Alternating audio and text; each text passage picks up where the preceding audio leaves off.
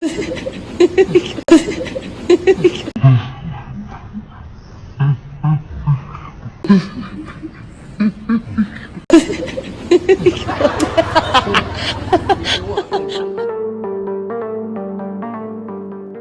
gaano man katalino ang Matsing, nagbubuking rin. Aray ko, anyari? Diyan na Real Casimero, nabatukan na lang bigla ng kanyang kasintahan na si Isabel Lando. Anyari angas ng Pinas. Kaya tara ating panuorin ang dahilan kung bakit nangyari ito. Buti naman, di nakatingin. Wow, scroll.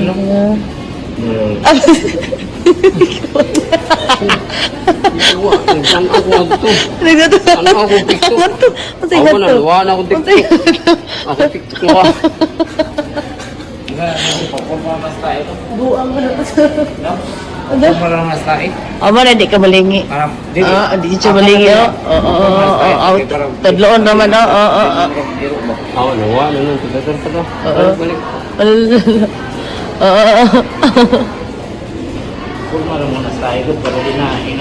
Kaya naman pala, huli pero di kulong. Nako, mamaya siguradong sa kwarto ay may biglang gugulong.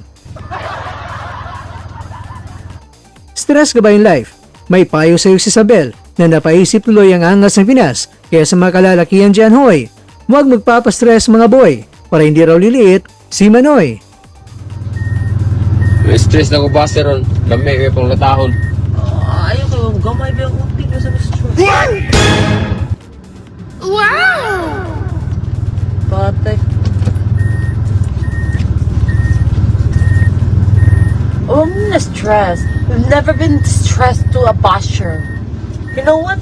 We laugh at them. Na-stress di kag basher. Ha? Na-stress di kag basher. May stress na ko ba sir ron? Gamay kayo pang latahon. Ayaw ko, gamay ba yung unting ko sa stress? Gamay dahil.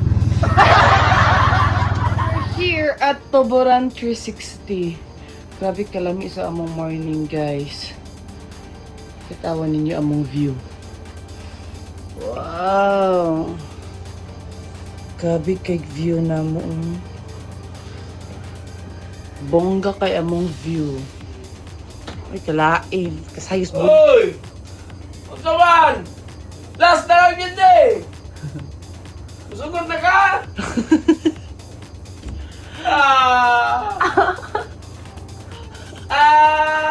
Hindi, kalain na ako. Grabe, ang bongga ng view namin.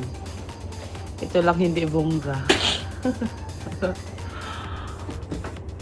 Diba sa sa Cebu kayo, sa Bohol naman ang na-tarsier. Kung naabot man din yung tarsier sa Cebu. So guys, today guys, mag-call me ka ng motor ba? ATV. Nga, magyati na sa mido, baka bukyati ang gamiton niya. Wow. Ingano mi ka? Hindi. Wow, kaay amo iyo. That's it. Good morning, everyone. Kung gusto mo mapaldo, nasa comment section ng link. Oh, hi! Sa bawat suntok, may pangarap. Sa bawat... Mga kakwento, hanggang dito na lang muna ang ating kwentuhan. Huwag kalimutan na mag-like, share at subscribe.